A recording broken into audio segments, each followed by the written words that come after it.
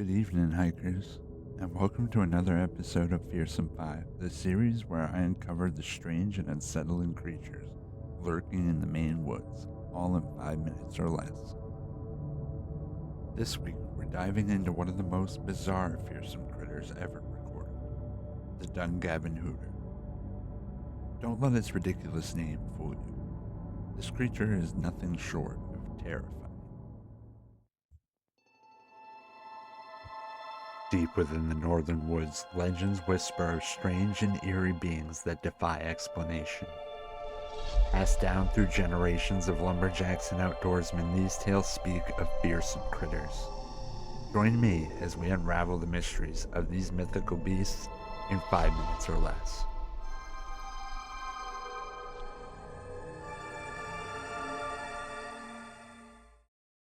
Deep within Maine's bogs and marshes, where frogs croak and dragonflies skim the water's surface, lurks a reptilian nightmare whispered about by old-time lumberjacks. Unlike the harmless amphibians that populate the wetlands, this beast has no interest in minding its own business. It is said to mercilessly ambush unsuspecting outdoorsmen, leaving no trace of its victims behind. But before we get into its gruesome hunting method, let's talk about what this creature actually looks like. At first glance, the Dungavenhooter bears a striking resemblance to an American alligator. Its muscular, scaly body is supported by short, sturdy legs, and its long, powerful tail sweeps through the undergrowth. Its scales, murky green with a deep brown undertone, are rumored to be nearly impenetrable, with some accounts claiming they can deflect arrows or even bullets. But what truly sets this creature apart and makes it far more fearsome than a mere reptile is what it doesn't have. Unlike its alligator cousins, the Dungavenhooter has no mouth at all. Instead, it possesses two massive nostrils, disproportionately large compared to the rest of its head. Staring into them is said to be like peering into an endless void, a sight that sends shivers down the spine of even the most hardened woodsman. Since no physical remains of this creature have ever been recovered, its anatomy remains purely speculative. If its nostrils are as cavernous as reported, then either its brain must be located somewhere else in its body, or it must be remarkably small. This could explain why, despite its terrifying reputation, the Dungavenhooter is far from an apex predator.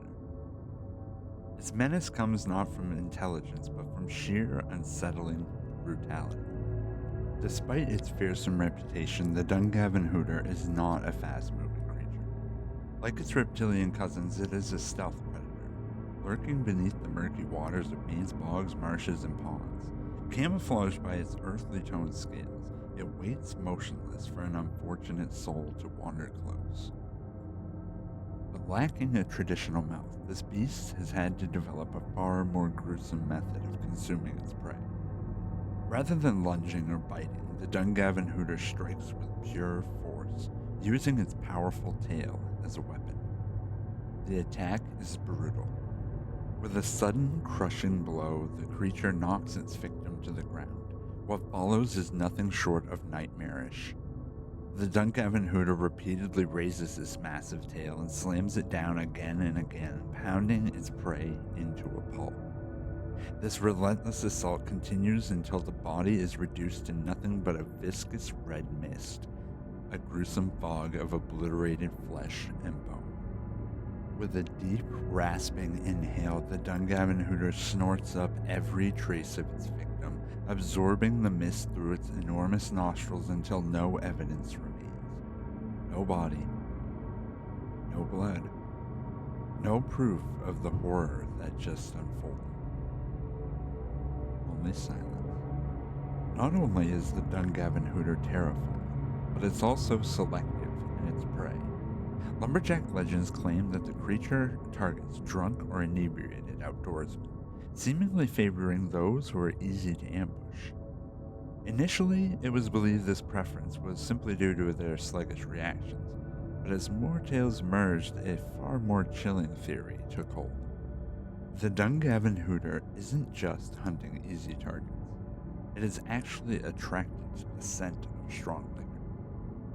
No one knows exactly why, but speculation runs deep. Some believe this adaptation dates back to the Prohibition era, when Maine's wilderness served as a refuge for rum runners and moonshiners. If the beast developed a taste for these illicit wanderers, then perhaps over time it learned to follow the scent of alcohol, turning it into a signal for an imminent feast. Whatever the truth may be, one thing remains certain. If you ever find yourself deep in the Maine woods with a flask in hand, take extra caution. You may not be alone. That wraps up another episode of Fearsome Five. I'm Reverend Redbeard, and I hope you enjoyed this long-awaited return. I know it's been a while, but I promise to be more consistent with these episodes in the coming weeks and months.